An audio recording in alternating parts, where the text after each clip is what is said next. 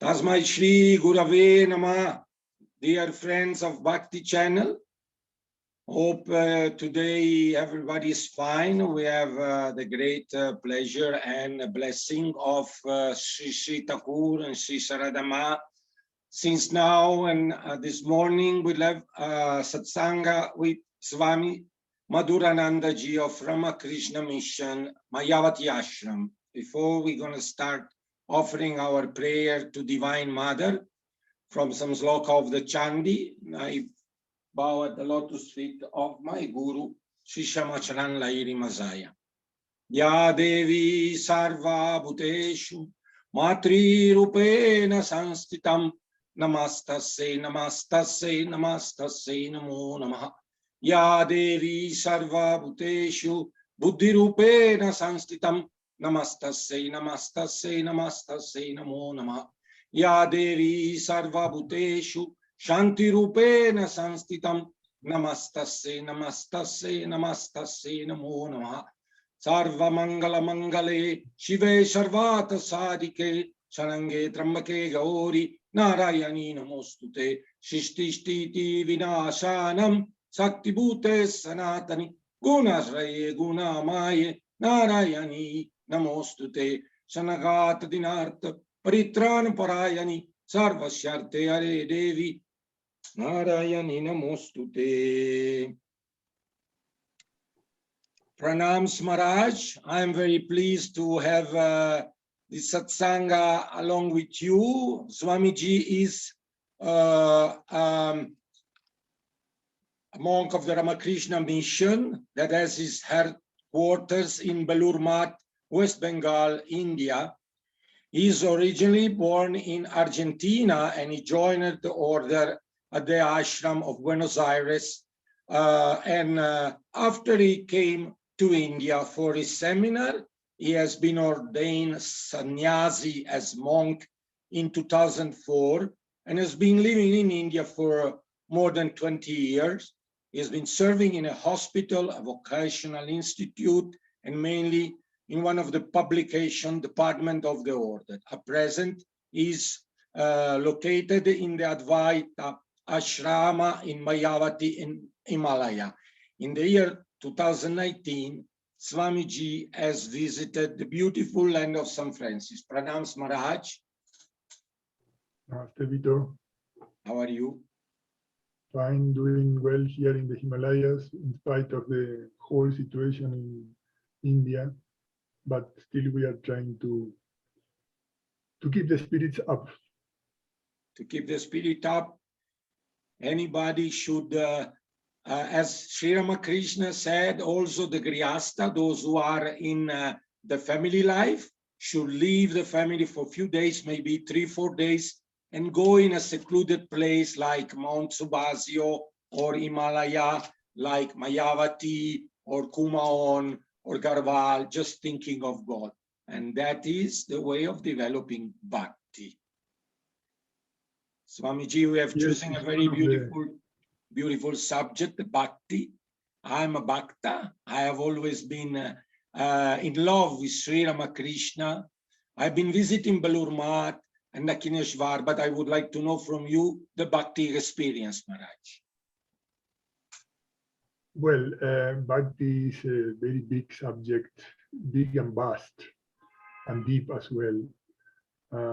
We can start with the very first steps or the very definition of Bhakti as it is given in the Narada Bhakti Sutras in the second shloka, where Bhakti is defined as the supreme love for God. Supreme love for God. Now, understanding what is love for God already is a big issue. And then understanding what is supreme love is also a matter of many years and experiences. But we can start understanding that from what kind of love we know. And the loves that we know are the different loves in the world, the human loves. The love of a mother for a child, the love of a child for the parents, the love of a wife for a husband for a wife, the love of a friend, the love of relatives. So that kind of experience we do have. So from there, we can understand gradually what does it mean love for God or supreme love. Now, let us start understanding these worldly or human loves as a kind of feeling, affection. I think everybody knows what is love. There is no much definition to be given. It is an experience. But we have one common thing in all these human relations, on this human love and worldly love, and that always, invariably, there is a quota of selfishness. In the human love, always the quota of I, or my, or me, it is present in that love. Now, any one of you can say, but the love of a mother for a child, is it not unselfish love? Yes, probably it is one of the most unselfish loves that we know. And to a certain extent, it is one of the leading sort of experiences of love that can take us to what is the love of God. But you will see that even in the love of a mother for a child, even there is selfishness. I know that it's a little tough to listen that, but you can verify this in your own life. Say, the mother may expect some retribution or something from the child when he or she is grown up, that she or he will take care of me, or that when I am old, they will look after me, or that the love I have given them, they will give it back in one way or another.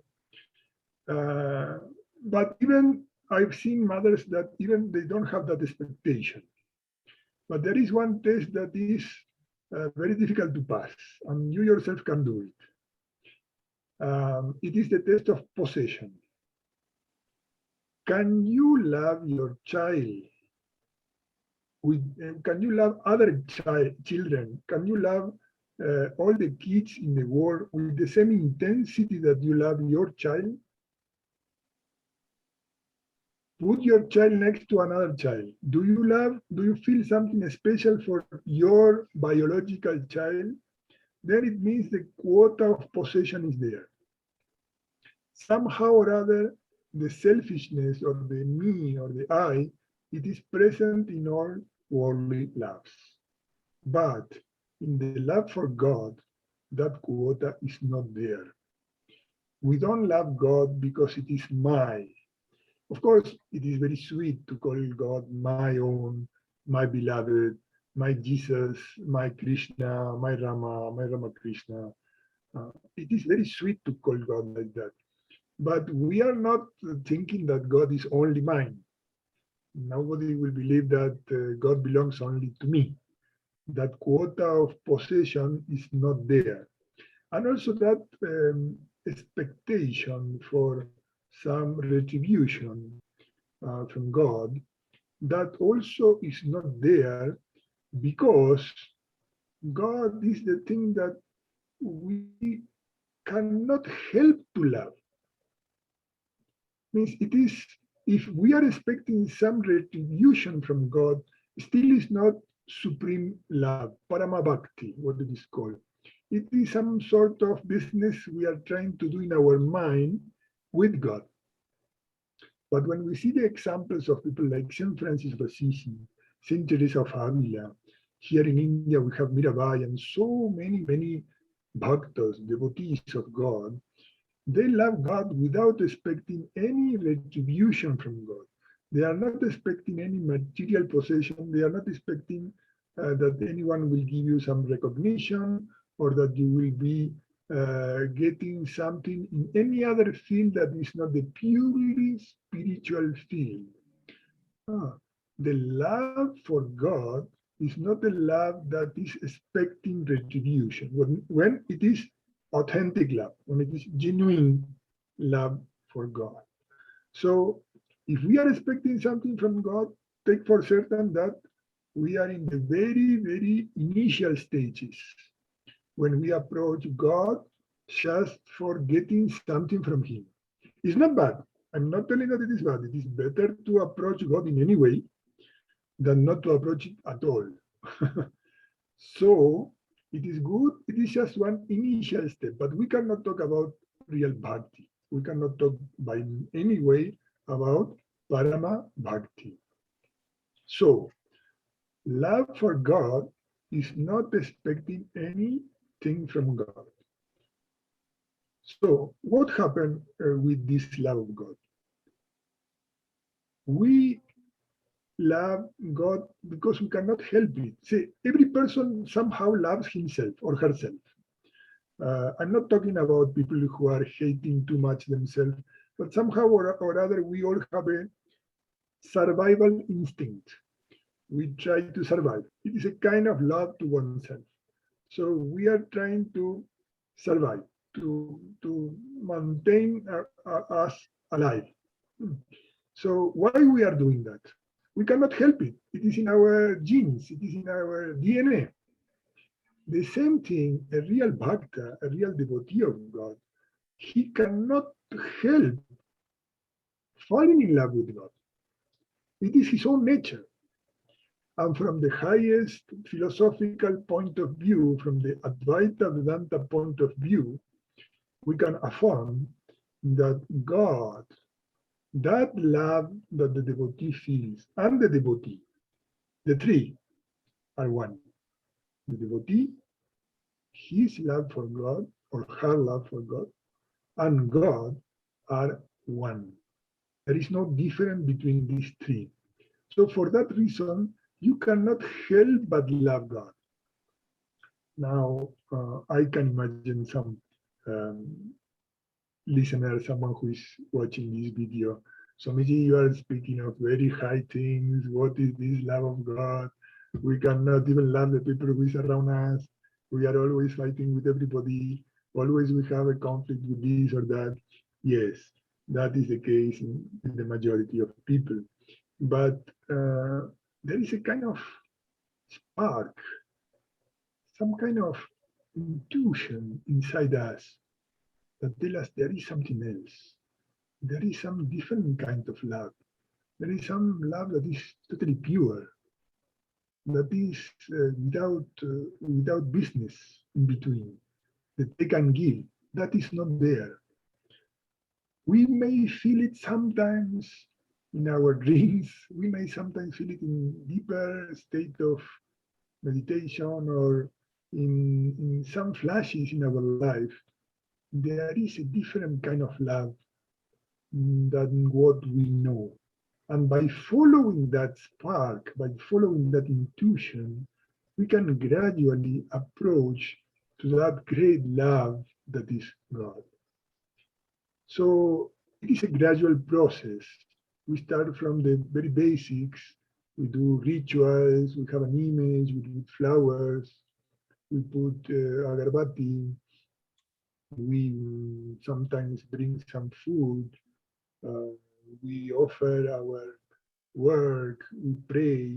All these things are very good, very essential, but they are only the first steps because we are worshiping or we are addressing a God that is there outside, somewhere there, either in the heaven or somewhere here.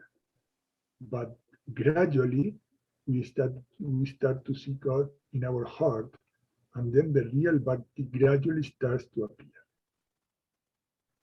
I am sure, Maharaj, you have been going through the beautiful books, the Gospel of Ramakrishna, the complete work of Swami Vivekananda, and I loved very much also this book of Christopher Isherwood, Ramakrishna's disciple. In these writings, there is the relationship that Thakur Ramakrishna used to have with Divine Mother in the form of Kalima in the Kineshwar temple. Can you tell us this bhav? Because bhakti and bhav, they go very often together, like the bhakta loses himself in the chosen date, in the Ishta Devata, and then he goes in the samadhi or whatever you may call it, and he's not able to speak. Can you tell us something of these writings that I'm sure you have gone through? This bhava is a wonderful thing, but we have to be a little cautious from the beginning, not to rise that state of mind too quickly or too abruptly, because as strongly it goes up, strongly it comes down. And it creates a lot of problems in the devotee.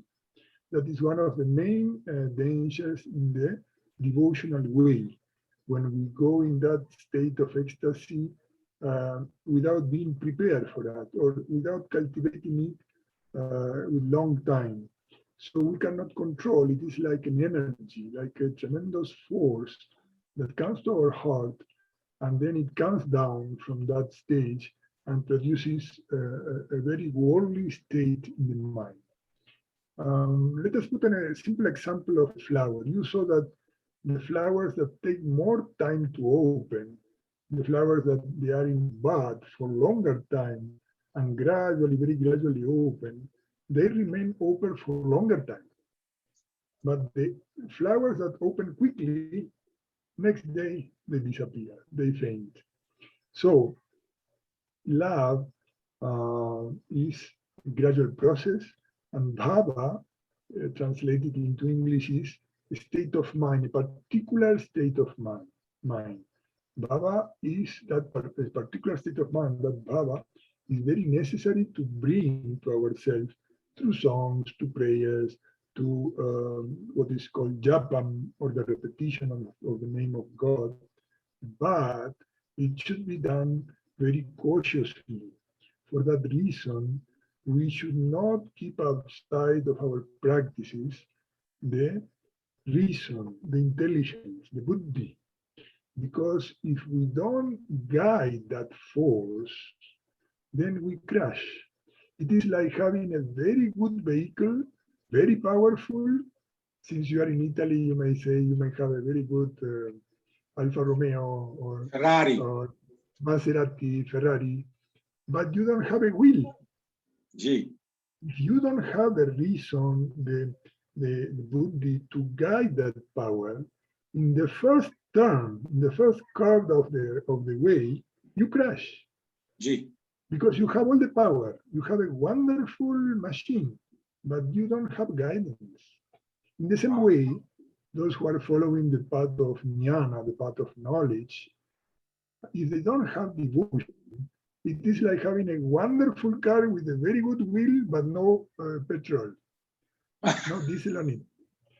So you can move the machine, you can do a lot of things, but you are not moving 1 inch, 1 millimeter. It's purely intellectual, blah, blah, blah.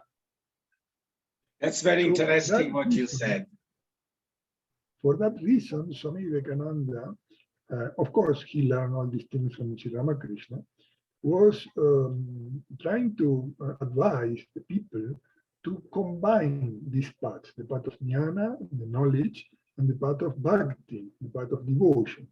Also with the path of yoga, because in meditation we are having that mystical insight. And the mystical insight help us for many things. One of the main things that help us is to differentiate what is spiritual than what is esoteric. What are real spiritual experiences than what are the esoteric or paranormal or psychic activities. That is very common. And when a person develops a psychic activity, we think he's a saint, and it is not true. That is just an activity of the mind. So those who go inside, those who do yoga, those who practice, those who meditate, they have little experience of what is spiritual, what is a mystical approach to God. So they cannot be cheated so easily.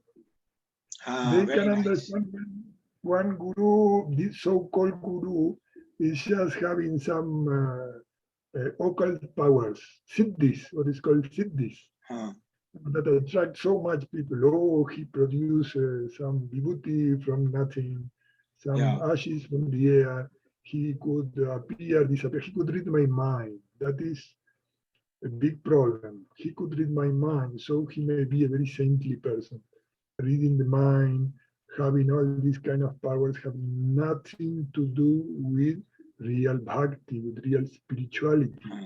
These are all activities of the mind that sometimes come naturally in the life of a sadhaka. Yeah, stimulated by the sadhana. Yeah. Exactly.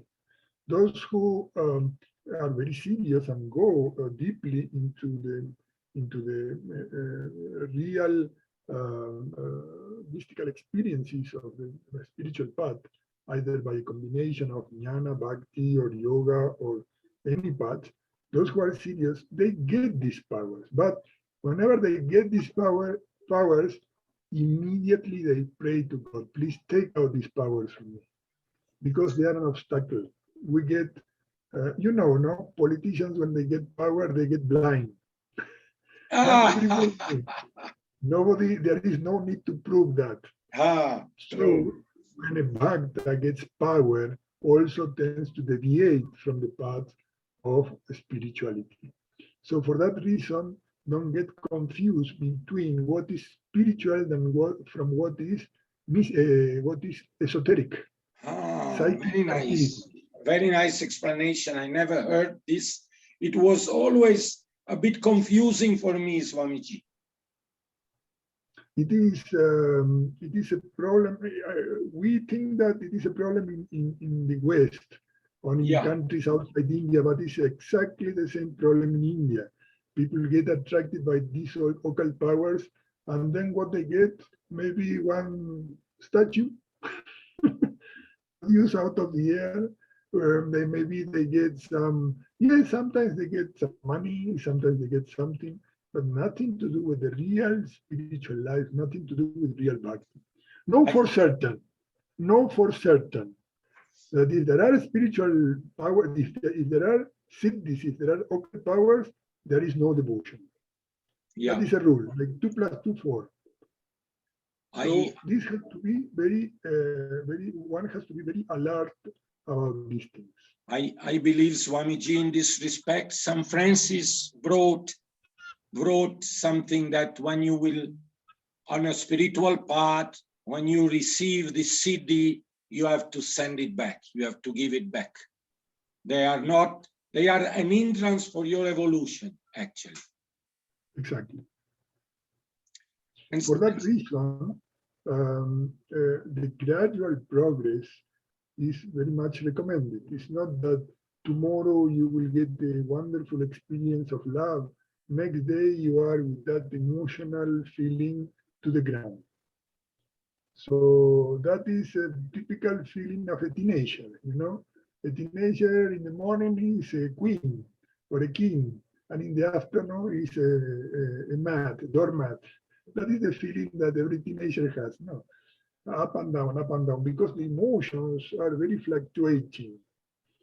So in the spiritual path, in the Bhakti Marga, in the path of Bhakti, we are playing with our emotions.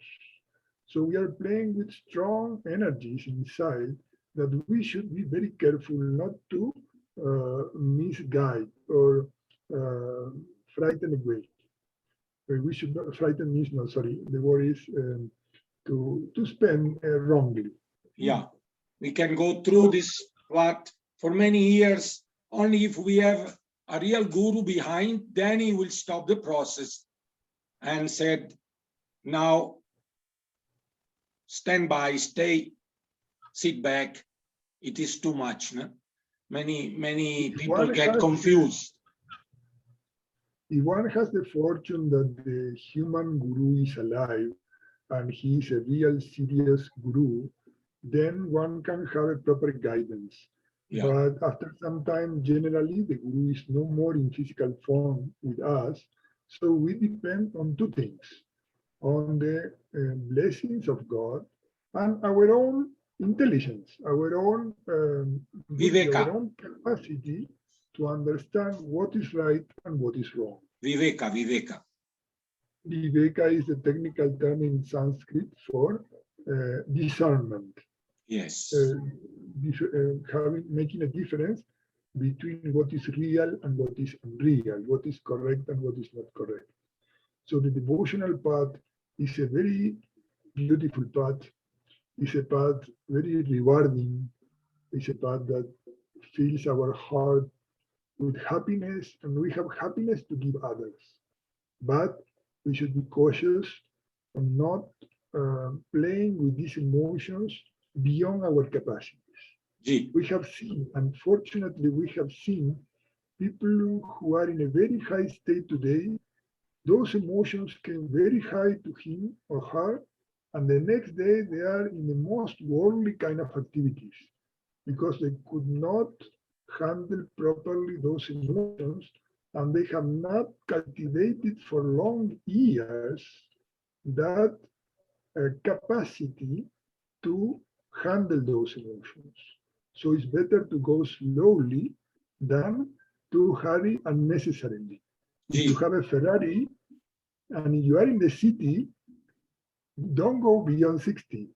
If you are in a highway, with your guru, then you can go a little higher. But because you have a very powerful machine, you should be careful of yourself and of others. Maharaj, I think you, Swami of the Ramakrishna order, have been under the spiritual guidance, each of you, from I realize master, let's call him guru. Of course, the unique guru is Sri Thakur Ramakrishna and Mother Divine, but how it is your experience you had with your personal guru, Guru Bhakti, I mean? Yes, we want the human touch. However, in our mission, we consider that the guru of all of us is Sri Ramakrishna. And the counterpart of Sri Ramakrishna is, who is here on my back, is Sarada Devi, who was the consort of Sri Ramakrishna. So we consider Sri Ramakrishna, the Jagat Guru, the divine Guru. Jagat Guru, very important to define Jagat Guru.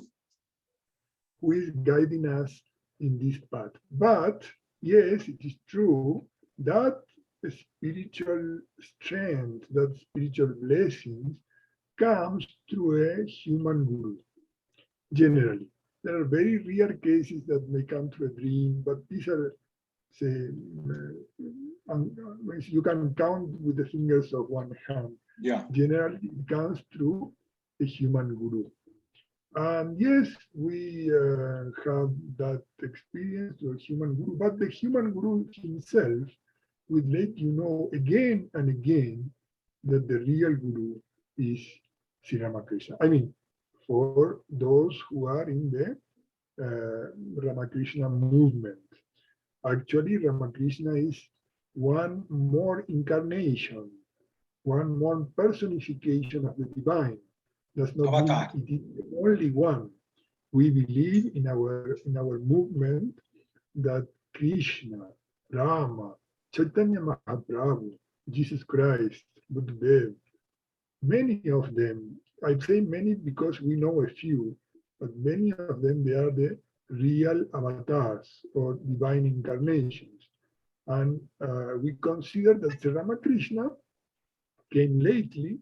For that reason, it is, let us say, the latest version of the avatars.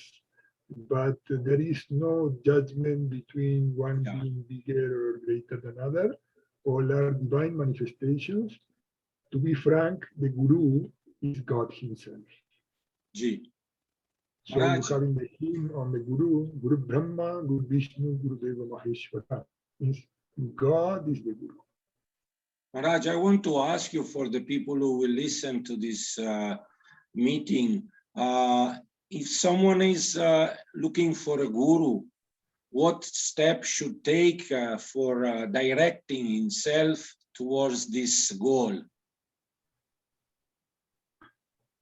Well, since we are in an open platform and people of many different beliefs or faiths or degrees of spiritual interest may be there, we can say that first of all, you have to be sure that you are ready or you want to follow the spiritual life. People run after a guru, they take initiation, and afterwards they don't practice. So that is not the point. Having a guru, having initiation with the mantra from a guru is a commitment. You are committed to God, you are committed to your guru, and you are committed to yourself. And without that serious commitment throughout your life, then it can be negative, it can be counterproductive. So first of all, you ask to yourself, without cheating yourself, do really I want that life? Do I really want to follow the spiritual life seriously? If you are serious about that, just pray to God, He will send you the Guru. Which line, which religion, in which order. If you are of a Christian tradition, you may have interest in Jesus Christ, in the Christian tradition, and that is excellent. And then you may find a good guidance in the Christian world, Catholic, Orthodox, Protestant, whatever it may be. If you are of the Buddhist tradition, if you are of the Islamic tradition, you may have very good, serious people in your own tradition. There is no need to get converted to any other religion. There is no need to change your religion. You can be very good lover of God. You can really develop bhakti, but sincerely following your path, by sincerely following the religion where you were born, by sincerely following the religion that your parents told you. But in some cases, some people feel that other paths are more suitable for them. They have experienced several things and then finally decided, yes, this path is for me. So I am following it because it's suitable for me. Does not mean that it's equally suitable for everybody.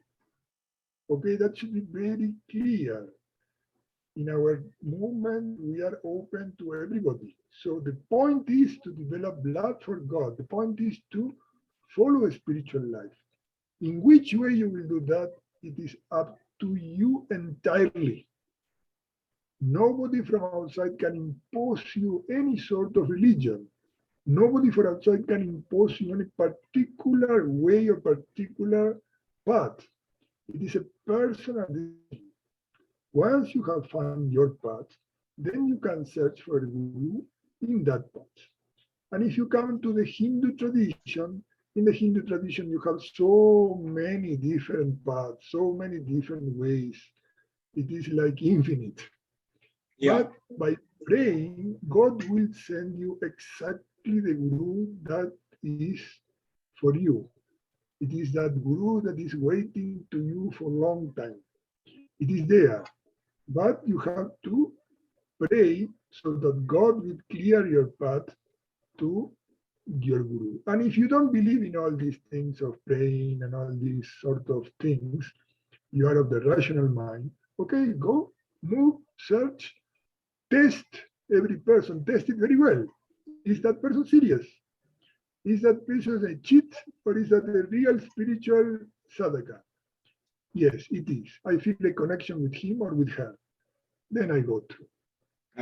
I remember Swamiji in some writings of Ramakrishna, Sri Ramakrishna, when Swami Vivekananda went for the first times to Belur Math, to the Dakshineshwar temple, and Sri Thakur wanted him to stay, and there was a beginning that was testing him, and some people told him, Bhagavan Sri Ramakrishna is a sadhu, is not accepting any money. So Swamiji did not trust what the guy told him, and so put some rupees under his mat and his cot, isn't it? and Guruji Ramakrishna could not sit anymore. His body was not, it was so pure that could not even touch the money or the bed where the money were, wasn't it? Yes, that incident is there. Swami Vivekananda was a person of a very rational mind. Very nice. He was testing Sri Ramakrishna many times, other disciples also, but Sri Ramakrishna had the capacity to pass all these tests, and he himself will say, you have to test your guru, just to have to see if he is really fit for you. But please be careful. Don't go here and there testing everybody with a unpolite or improper attitude. That is very rude. That should not be done. You approach a person, and if you feel some connection, then gradually you can test the person very gently, very politely, with questions. But doing or trying to imitate what Swami Vivekananda have done with everyone that comes on our way, that is very wrong. Why? Because we are not Vivekananda. We don't have that power to test a person, and we are not going to expect to find a Sri Ramakrishna everywhere. Gee. So please be polite, be correct, be what should I say? Have common sense. A gentleman in this respect as well. Exactly. Means if you want a spiritual life, if you want to love God, you cannot start by not loving anyone. In the name of testing the Guru, we are doing many sort of foolish kind of things.